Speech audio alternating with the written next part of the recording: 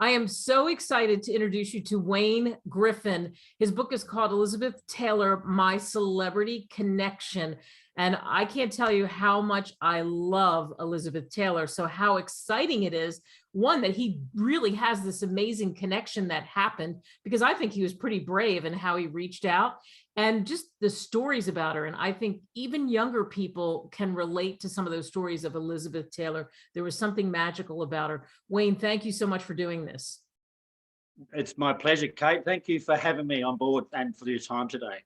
So what started your fascination with Elizabeth Taylor? Well, to be honest with you, and I think it goes back to me as a gay man in the 80s and sort of not having really parents that I sort of could come out to, and knowing what she meant to the gay community. I sort of connected. I connected to her. I wrote to her. I actually came out to her in a letter. I mean, that's where it all began. But I mean, I had friends that had sent me postcards with pictures of her on and stuff like that previous to that. And so I'm like, well, who is this woman? She is just out of this world. I was just so mesmerized by her. And, then I did the usual thing fans do, and get all the movies and watch all the movies and wait for that first on-screen appearance to just see that magnificent woman appear on the screen. It was, it was amazing. Do you have a favorite Elizabeth Taylor movie, or no, you just like them all? No, I don't like them all. No, there's some that aren't quite, they don't meet the benchmark. But, Who's Afraid of Virginia Woolf? I love Cleopatra. I can get that out and watch it again and again and again. And just some of those one-liners in there are just a classic. Giant, Raintree County is a favourite of mine. Sometimes it depends too on my collection. I mean, what items do I have from those movies or that are associated to those movies will sometimes dictate to me what my favourites are. In your book, you talk about that. Tell us some of what you have in your collection and how this came to be, how it went from PR people, I'll call them, assistants, sending you maybe something back, like hey, thanks for your, interest in Elizabeth, to it becoming more personal. Well, there was a lot of that going on. There was a lot of writing. I mean, I remember writing for about 4 years. The first letter I got back was from a secretary or a PR person, and I wasn't happy with that. I wanted that connection. So, eventually that did happen, and I was corresponding with Elizabeth directly. But I mean, I've got things in my collection that stories, for example, in my book that come from her childhood friend, Ruth Culverhouse, that had shared some stories about growing up in the Taylor house, because her parents were employed by the Taylors as chauffeurs, and the mother was a maid.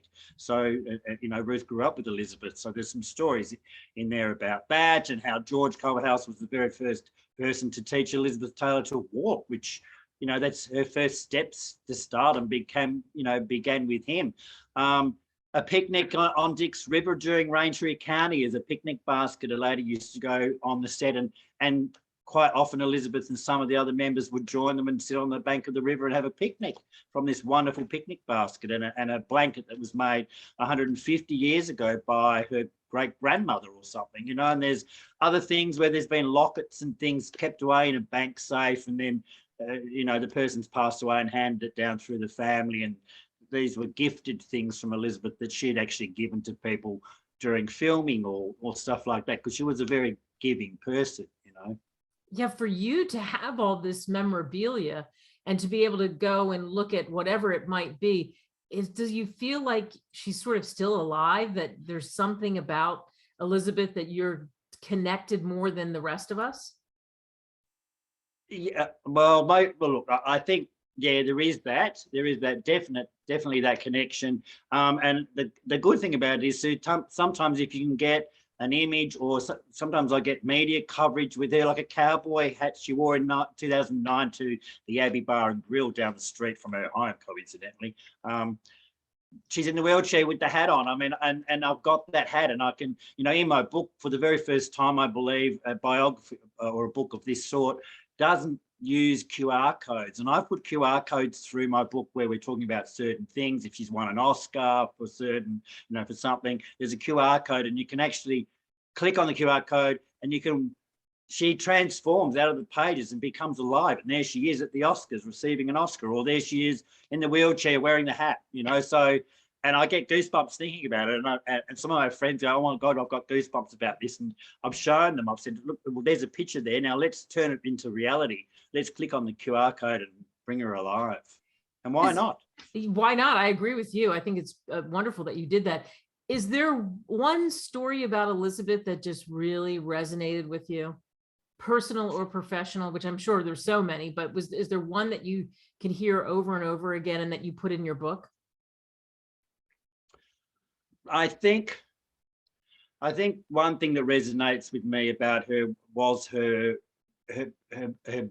boss in business, her determination to not just be another actor, not just be a plaything for studios to do, and to you know, show her sexuality and be who she really wanted to be. And, you know, I feel also that because she lost her father quite young, that maybe that's why she had, I was thinking this morning, why did she get married 8 times? I mean, who's going to do that? But I mean, she loved people. She, you know, and I think, you know, minus the father figure earlier in her life is probably one of the reasons why she wanted that man constantly throughout her life. And she wasn't one to sort of just have boyfriends here and there and everywhere.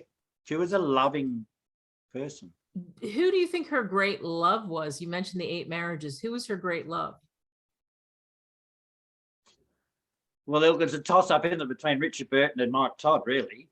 I mean, look, who's to say? I mean, if Mike Todd didn't, you know, die in that plane crash in 1958 or whatever it was, that they would have stayed together a lot longer than they did. I mean, it's hard to know, but I mean, the relationship with Richard, obviously 10 years or so, and then the second marriage. So maybe Richard. I mean, apparently they're selling her letters to Richard Burton at the minute, so her love letters.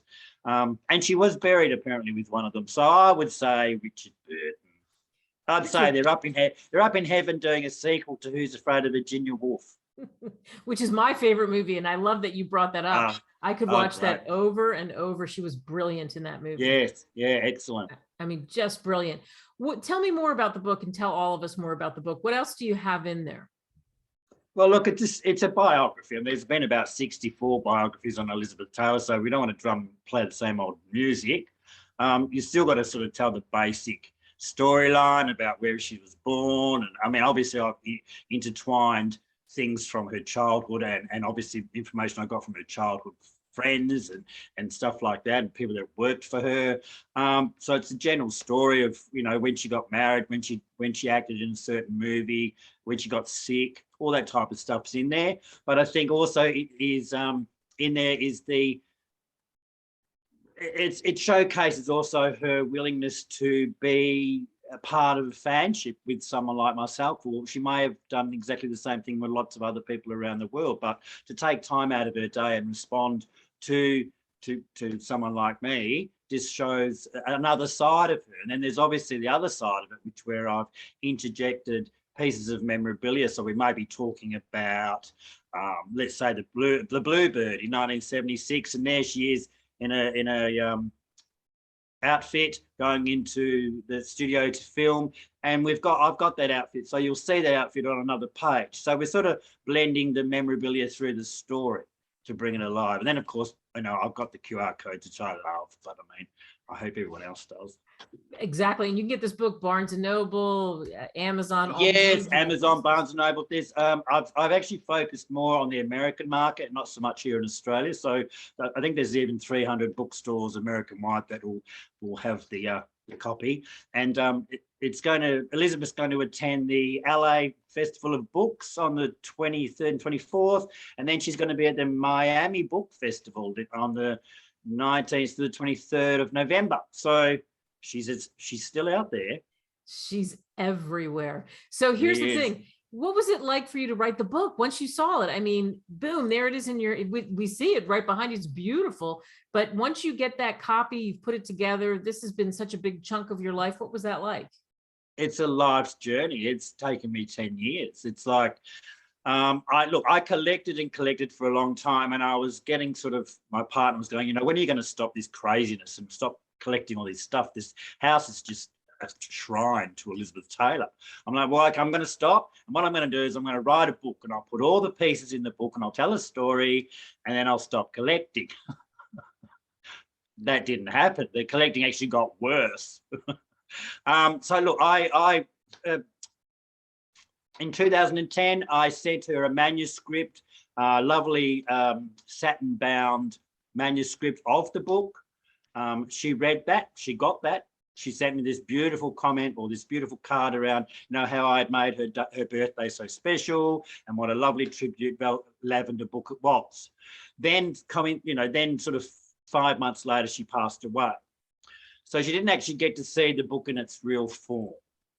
So then it's sort of come and gone over the years, and some people have done the wrong thing by it, and some people have done the right thing, and it's never been what I've wanted it to be. It's got to be, as her #1 fan that I was declared by her, I need to present it in a way that is fitting to the Queen of Hollywood. So now, and coincidentally, if she had been alive, it would have been her 90th birthday this year. So what I did, I released it on her birthday. So in actual fact, I've done a whole big loop, because that letter that she wrote 10 years ago to say thank you for the lovely lavender book still on my birthday still applies 10 years later when I released the book on her birthday. So it's a bit goosebumpy. It is goosebumpy. It's the perfect place to end this. We could talk and talk and talk, but what a tribute to Elizabeth Taylor, and what an amazing connection. Elizabeth Taylor, My Celebrity Connection, that is a very big connection, well-written book, excellent job, and it was great speaking with you. Thank you, Kate. Thank you for having me, and thank you for keeping the legacy of this wonderful woman alive. Wayne Griffin, thank you so much. Thank you.